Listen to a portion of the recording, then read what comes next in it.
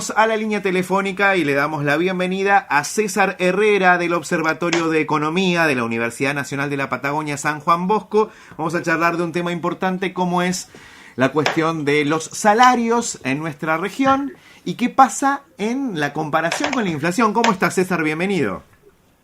Muy buenos días. Bueno, cordiales saludos para ustedes, los conductores y a todo el equipo de trabajo y a la audiencia. Bien, siempre estamos atentos a los informes que publica el Observatorio de la Universidad de la Patagonia San Juan Bosco, porque lo que nos da es ese panorama de lo que pasa acá. Viste que a veces los datos económicos son muy centralizados, se habla de estadísticas a nivel nacional y sabemos que las distintas jurisdicciones tienen matices, ¿no? Y ustedes han venido evaluando, monitoreando la evolución de los salarios en nuestra región. Contanos un poco qué pasó entre septiembre, octubre, noviembre, donde si bien se registran aumentos, no alcanzan para superar la inflación. Así es, o sea, hace 4 meses los salarios están estancados y entonces, como se llama, algunos meses un poquito más, otros meses un poquito menos en Chubut, pero están por debajo, digamos, de lo que sería la variación del IPC. A nosotros, comparando con la estadística nacional, daría, digamos, comparando noviembre del año 2025 con noviembre del 24, la estadística nacional tiene un 29,3. Con ajuste de salarial, nosotros tenemos más o menos mapeado el salario privado en la provincia de Chubut, nos da un poquito menos de 28, 27,5. Entonces es como que ahí tendríamos una pequeña diferencia de acuerdo a lo que dicen ustedes, ¿no? En la parte salarial, en este sector que es el más dinámico, que es el salario privado registrado. Recordemos que esos son los que capitan o pagan o les descuentan obra social y jubilación, entre otros rubros. Entonces nos da que un poquito menos. Y actualizando el valor del salario, el salario bruto promedio privado en la provincia del Chubut, registrado también 2.400.000, da 2.398.000, pero aproximadamente redondeando 2.400.000. Y ahí tenemos, si ustedes se acuerdan, otras veces hemos hecho, que ahora también lo vamos a repasar, es decir, cuánto alcanza el salario neto en este caso, ahora estoy hablando del salario bruto, cuánto alcanza en función de canastas, ¿no? ¿Cuántas canastas del observatorio, digamos, atrapa ese salario? Tenemos 3 convenios que están por encima, 7 millones de pesos en la estación de minas y canteras, sería toda la parte de los convenios colectivos de trabajo de petroleros privados y petroleros jerárquicos, más otras actividades asociadas a ello en el sur de la provincia del Chubut. 4.750.000 sería electricidad, agua y gas, convenios colectivos de trabajo. Estos sí están distribuidos por toda la provincia, los que nos promueven, los proveen la energía eléctrica, el gas y el agua y las cloacas.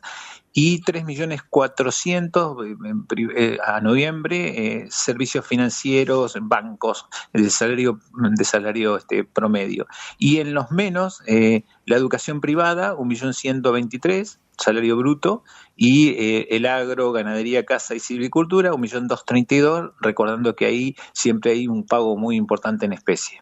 Bien, ahí estamos, estos datos, porque si no uno de repente, los números ahora son tan grandes, sí, que uno de repente no termina de ubicarse, y obviamente estamos hablando de valores que son estadísticos, que son valores que hacen una especie de balance entre distintos ingresos, porque de repente uno dice, no sé, nombrás sueldos de 7 millones y hay mucha gente que está realmente muy lejos de esos valores, ¿no? Que vive acá también en la provincia. Entonces, te estás refiriendo a sueldos individuales brutos.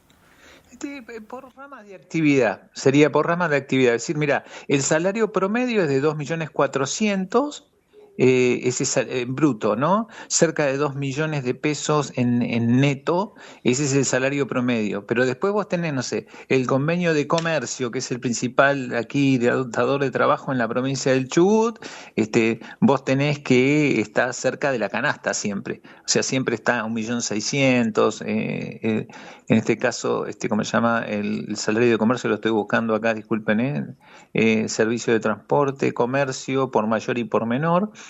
Lo tenemos aquí en 1.000.000, pero siempre da 1.948.000 de bruto, 1.617.000 de neto. Y ahí es la mayor cantidad de personas y siempre están ahí cerquita de la canasta. Y para que tengan en cuenta, en ese momento 1.612.000 daba la canasta. Entonces, un empleado de comercio que trabaja una sola persona en el hogar y que tiene un salario, Agata logra cubrir la canasta básica total calculada por el método que tenemos en el observatorio. Claro, esa aclaración es importante también. La canasta que calcula el observatorio es diferente a la del INDEC. Y es siempre tenemos un porcentaje mayor. Se dio el año pasado, en el 2024, ya hace 2 años, todo 2024, que nosotros los precios de los alimentos crecieron casi un 20% por encima del nivel nacional. El año pasado, en lo que terminó el 2025, tenemos, digamos, que los alimentos, la mayor cantidad de alimentos decreció, digamos, ¿no? Con respecto a nivel nacional, menos 3%. Y lo que tiene que ver con bebidas alcohólicas, creció como un 4%, o sea, como que se mantuvieron más o menos estables al precio a nivel nacional, pero ese aumento del 24, trasladado a los precios que tenemos nosotros, nos da una diferencia de más de 20 puntos de la canasta nuestra con respecto a la canasta del INDEC, que siempre decimos es la que mejor lo mide, ¿no? Es el organismo que más precisión tiene en la medición. Sí, y este fenómeno, digamos, esta brecha que se produce entre los aumentos salariales, que también hoy por hoy uno quedó un poco desconcertado respecto de cómo se dan los porcentajes de aumento, porque veníamos de épocas en las cuales, claro, tenía mucho que ver con los niveles de inflación que se manejaban en este país. Los aumentos salariales eran números de 2 cifras en cada paritaria y se daban de un modo en que llamaba mucho la atención. Ahora vos decís, variaciones del 1%, 2%, cerrado, parecen como muy chiquititos, claro, comparados con la inflación, ahí es donde se termina dando esta brecha, que es donde está la clave, que es la del poder adquisitivo, ¿no? Digamos, cuánta dificultad tiene la familia para poder alcanzar con lo que ingresa, más allá de los acuerdos salariales, la canasta básica. Esto, exacto. ¿Hay una tendencia? ¿Ustedes están observando algún movimiento? Sí. Es como, nosotros lo medimos desde el año 2020 y 22, acá, ¿no? Desde diciembre del año 2022. Entonces, en diciembre del año 2022, suponete, era, no sé, en enero, porque diciembre tiene el aguinaldo, 1,76 canastas. O sea que el conjunto del salario privado en la provincia de Chubut atrapaba 1,76 canastas. En enero del año 2024, después de la devaluación de Milei, atrapó 1,34, o sea, se cayó potentemente. De ese 1,34 ahora llegó hasta el promedio de 1,50, y ahí está 1,50, 1,48, 1,47, 1,49, así, viene bajando lentamente el poder adquisitivo. Entonces ahí tenés una radiografía dinámica en el tiempo, y esa dinámica dice que nosotros hemos perdido el salario, en este caso el salario privado de la provincia de Chubut promedio, perdió poder adquisitivo, porque antes, en enero del 2023, tenía 1,76 canastas del observatorio. Perdió fuertemente después de la evaluación de Milei, en diciembre del 23 y enero del 24, solamente 1,34.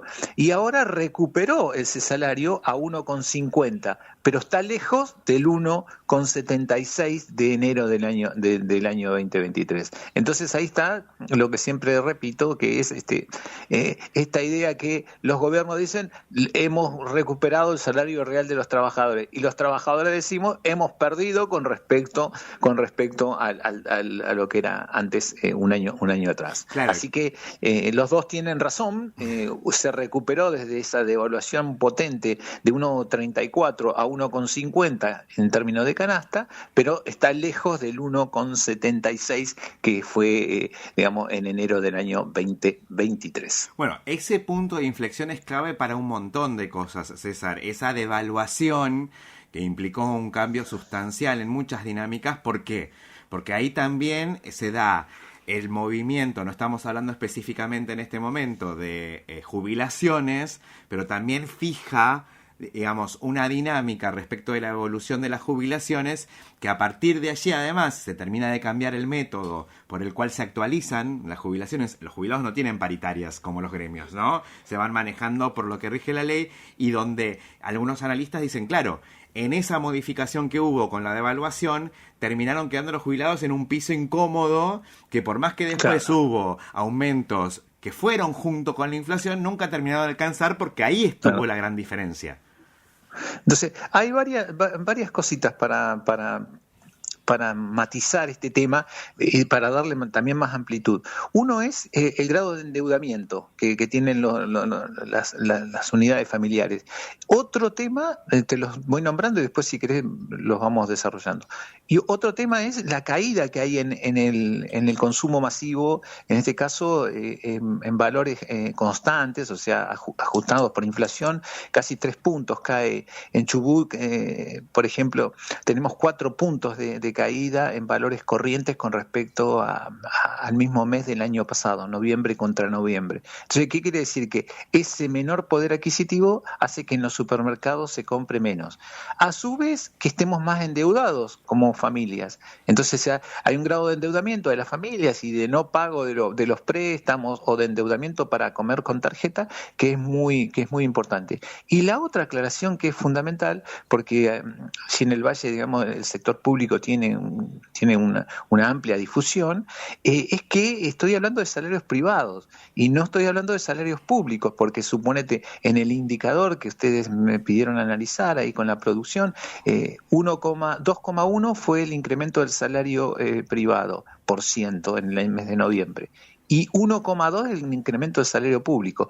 Asumiendo que nosotros veníamos ya con un atraso por la falta de pago en término en el gobierno de Ercioni, también se genera que el salario público, inclusive de los provinciales, los municipales, en algunos casos no tanto porque tienen más paritarias más ajustadas, pero nosotros los nacionales y fundamentalmente los universitarios hemos perdido muchísimo poder adquisitivo, estamos muy por debajo de esa posibilidad del 1,30. Nosotros caímos fuertemente y no hemos podido recuperar el salario, en este caso los organismos como el CONICET, como el CENPAT ahí en Puerto Madryn, o las universidades nacionales, tanto la UTN como la Universidad Nacional de la Patagonia San Juan Bosco. Ahora, César, obviamente hay distintos enfoques, distintos análisis, obviamente el análisis de la realidad económica tiene distintos puntos de vista.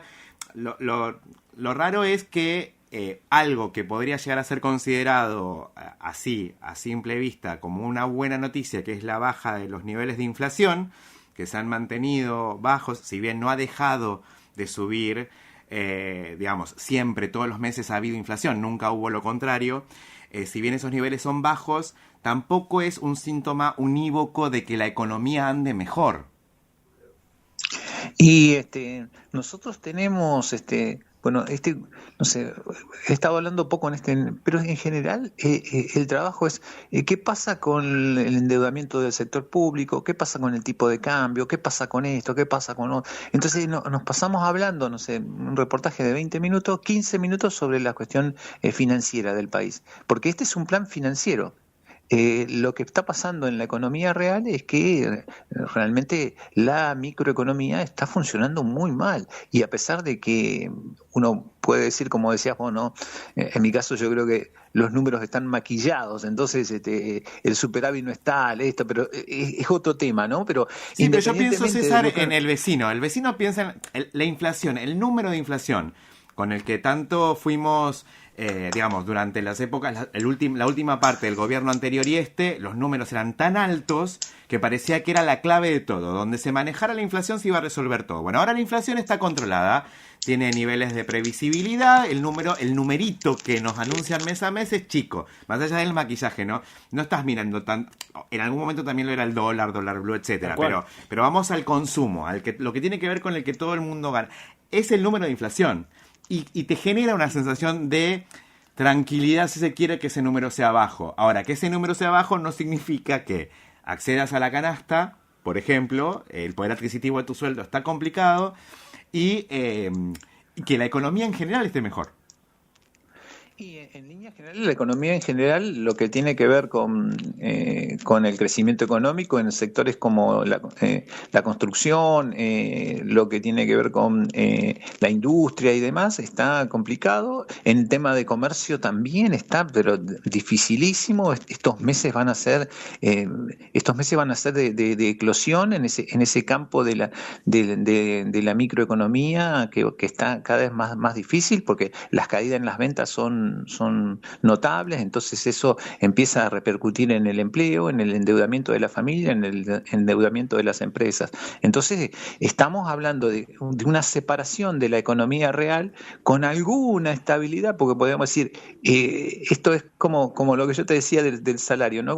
Uno mira para atrás y dice, che, la verdad que con el gobierno anterior estábamos en 200, ahora estamos en 31, pero 31 es una barbaridad. Digamos, o sea, sí. Nosotros estamos hablando que la desinflación está costando y los próximos meses va hacia arriba, digamos, en general va a ir hacia arriba de ese 2,4%, pero seguimos teniendo una de las inflaciones, estamos en el top 3 de las inflaciones más altas en el mundo. Nuestros vecinos tienen 2,4, lo que nosotros tenemos en un mes lo tienen en César, un año. Te consulto. Entonces, te consulto sí, para ir redondeando. Básicamente tenemos un efecto dominó, ¿no? Donde se empieza a perder poder adquisitivo porque se despega, o sea, si bien el salario aumenta, pero aumenta más la inflación, lo que se está teniendo es una pérdida del poder adquisitivo efectiva y básicamente esto influye después en lo que es el comercio y la industria ya interna, ¿no? Exacto. Es una buena síntesis. Perfecto. Es una buena síntesis de esta conversación que tuvimos con César Herrera. Muchísimas gracias, César. Claro, me obvió de hablar sobre la conclusión, así que te agradezco enormemente. Muchas gracias, chicos, muchachos, que les vaya muy bien y nos vemos. Seguramente hablamos en cualquier momento. César Herrera, integrante del Observatorio de Economía de la Universidad Nacional de la Patagonia, San Juan.